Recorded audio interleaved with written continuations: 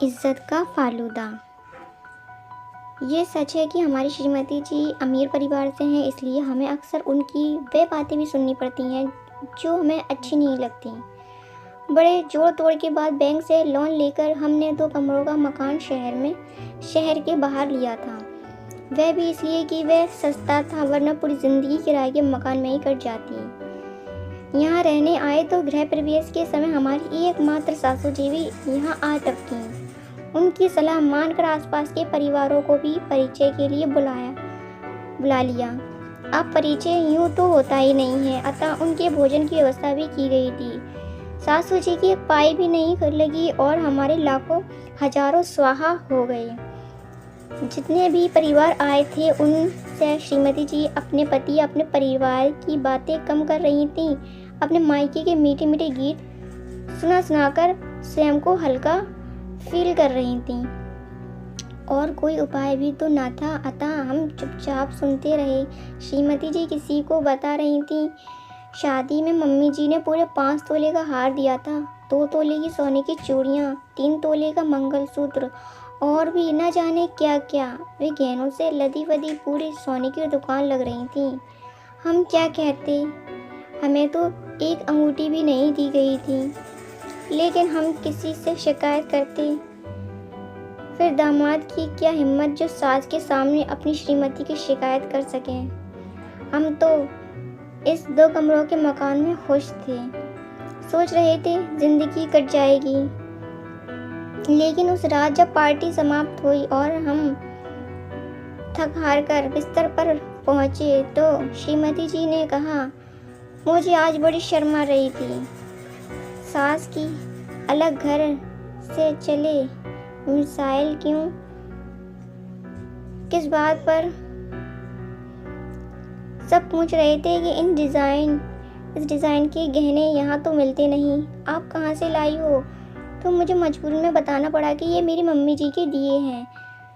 कहकर वे चुप हो गई। आखिर क्या कहना चाहती हो तुम, हमने थोड़े दुखी मन से पूछा। आपको आपत्ति ना हो तो एक बात कहूँ।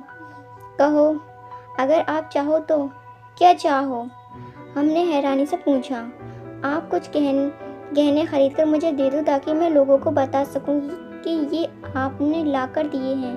कहकर वह चुप हो गई और हमारी प्रतिक्रिया की प्रतीक्षा करने लगी। हमने व्यंग्य से कहा, क्यों नहीं, मकान की किस्तें कौन चुकाएगा। अरे मैं गहनों की बात कर रही हूँ और आप हैं कि मकान की किस्तों का रोना रो रहे हैं। कहकर श्रीमती जी ने नाराजगी में करवट बदल ली।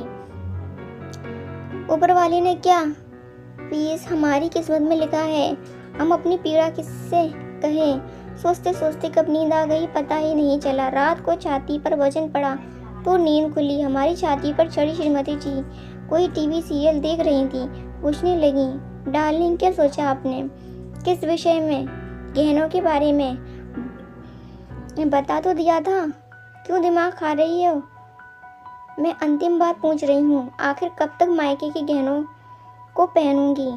आखिर आपकी भी तो कोई जिम्मेदारी बनती है या नहीं। अब सो जाओ, सुबह बात करेंगे। अभी इसी समय फैसला हो जाए, वरना क्या, वरना मैं जा रही हूँ। कहकर वे उठकर मम्मी जी के पास सोने चली गई। सुबह नाश्ते में जली ब्रेड के साथ जली दूध की चाय मिली। हम बुझे मन से ऑफिस निकल गए। क्या कहते हैं, ये क्रम पूरे 7 दिन तक चलता रहा। श्रीमती जी अपनी मम्मी से पटर बातें करती रही। एक हम थे जो दीवारों से सिर फोड़ते रहते थे। आखिर परेशान होकर हमने सोचा कि अब आर पार की लड़ाई हो ही जाए। पर अगले ही पल दिमाग में आया कि क्या आज तक कोई पति पत्नी से जीत पाया है। अतः हमने भी हार मान ली और श्रीमती जी के कान में कह दिया, आज शाम को तुम्हारी फरमाइश पूरी हो जाएगी। सच कह रहे वे फर्श पर भरतनाट्यम करने लगी, मगर हमें डर लगने लगा कि कहीं फर्श में दरार न आ जाए। शाम को हमने जो वादा किया था उसे पूरा कर दिया। श्रीमती जी को अपने कमरे में बुलाकर लगभग आधा किलोग्राम के जेवर सामने रख दिए, जिनमें नेकलेस, चूड़ियाँ, टीका, मंगलसूत्र, बाजूबंद आदि थे। उन्हें देखकर श्रीमती जी हमसे लिपट गई। हमें लगा कि उनकी पकड़ में कहीं हमारी सांस न रुक जाए। फिर श्रीमती जी सभी गहनों को पहनकर अपनी माँ को दिखाने दौड़ गई। हम चुपचाप पुस्तक पढ़ने में व्यस्त हो गए। 3-4 दिनों तक ऐसा लगा कि अगर सबकी श्रीमती जी ऐसी होती तो सब पतियों की मौत हार्ट अटैक से हो जाती।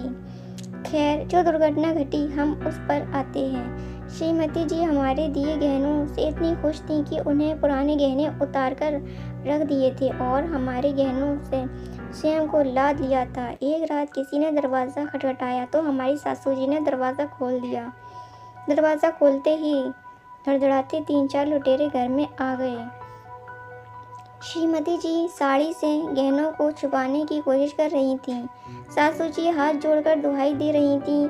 एक लुटेरे ने कहा, पूरे गहने उतार दो वरना सभी मारे जाओगे। हमने हाथ जोड़कर श्रीमती से कहा, दे दो वरना जान से हाथ धोना पड़ेगा। मैं नहीं देती कहकर वह जिद पर अड़ गई। एक लुटेरा थोड़ा शरीफ था, उसने कहा, मैं बाल ब्रह्मचारी हूँ, महिलाओं को हाथ नहीं लगाता, इसलिए भाभी जी जल्दी से सभी गहने दे दो वरना आज अभी मेरा ब्रह्मचर्य व्रत टूट जाएगा। उसकी धमकी से हमारे माथे पर पसीना आ गया। एक ने मेरी सासू जी की गर्दन पर चाकू लगा दिया। अब तो श्रीमती जी उक्का फाड़कर रोने लगी। हम मन ही मन खुश हुए। सासू जी थर-थर कांपने लगी। एक सज्जन लुटेरे ने चीख कर श्रीमती से कहा, चुप चुप चुप वरना 1 सेकंड में गर्दन अलग कर दूंगा। श्रीमती जी ने घबराकर रोना बंद कर दिया। हमने लुटेरों को हाथ जोड़कर और फिर श्रीमती जी की अंगों से गहने उतारकर उन्हें दे दिए। लुटेरे गहने लेकर तुरंत भाग निकले। उनकी जाते ही दोनों माँ बेटी विकल्प करने लगी। अगली सुबह हमने रिपोर्ट लिखाने की सोची लेकिन शर्म के मारे चुप रह गए। सासू जी ने कहा, दामाद जी थाने में रिपोर्ट लिखवाओ। श्रीमती जी ने भी उनकी हाँ मिलाई। तब हमने उन्हें समझाया, भगवान, अगर हम पुलिस में रिपोर्ट करेंगे तो वह पहला सवाल यही करेंगे कि आधा किलोग्राम सोना खरीदने के लिए तुम्हारे पास इतने पैसे कहाँ से आए। इस प्रश्न को दोनों संतुष्ट तो हुई लेकिन लाखों का माल जाने का भारी दुख भी था। पूरे घर में मातम था। हम किसी से कुछ कह भी नहीं सकते थे। हमारी श्रीमती जी खुद को कोस रही थी कि क्यों वे हमारे पीछे पड़ी और उधारी में इतने गहने खरीदवाए। अब मकान की किस्तें देंगे या गोल्ड की। हमारा भी मुंह उतरा हुआ था लेकिन हम किससे कहते। पूरा घर गम में डूबा था। आखिर इस महंगाई के ज़माने में इतने गहनों की चोरी मायने रखती है। पूरे 1 हफ्ते का समय हो चुका था। घर का मातम कम ही नहीं हो रहा था।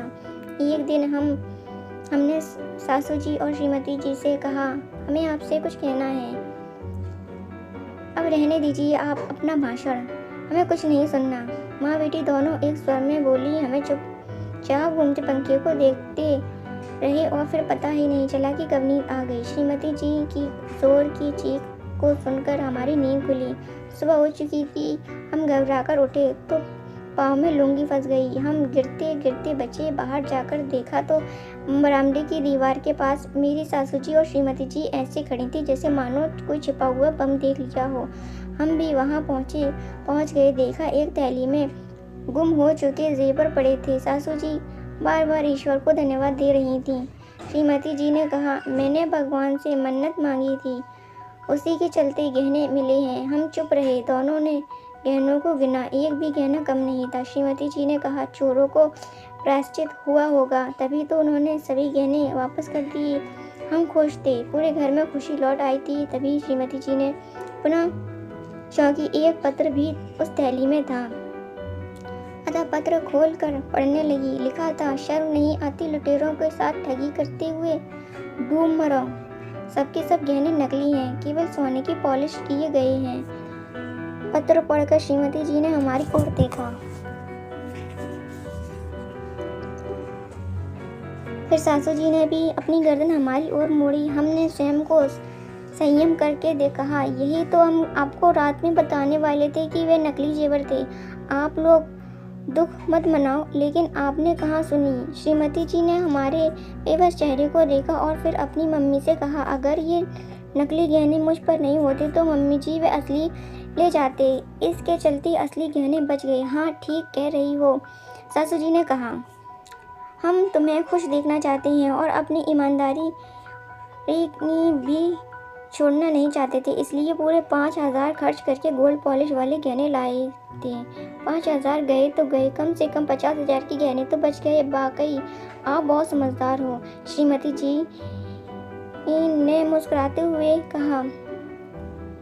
बेटी, दामाद जी बहुत बुद्धिमान है, तभी तो हमने तुम्हारा विवाह इनके साथ किया। सासू जी ने अपनी बात रखी। प्लीज़ अब ध्यान रखना, अपने गहनों का विज्ञापन मत करना। एक बार बच गए, पता नहीं अगली बार। अपनी बात अधूरी छोड़कर हम चुप हो गए। दामाद जी आज ये बैंक के लॉकर में रख आएंगे, पहनकर नकली ही निकलेंगे, सासू जी ने हंसते हुए कहा। उस दिन से लेकर आज दिन तक हमारे घर चोर नहीं आए और ना ही हमने ये बात पड़ोस में किसी से शेयर की।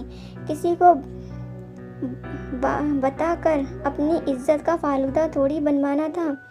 दोस्तों, आपको वीडियो कैसी लगी कमेंट में ज़रूर बताएं। चैनल को सब्सक्राइब करें और वीडियो को लाइक करें।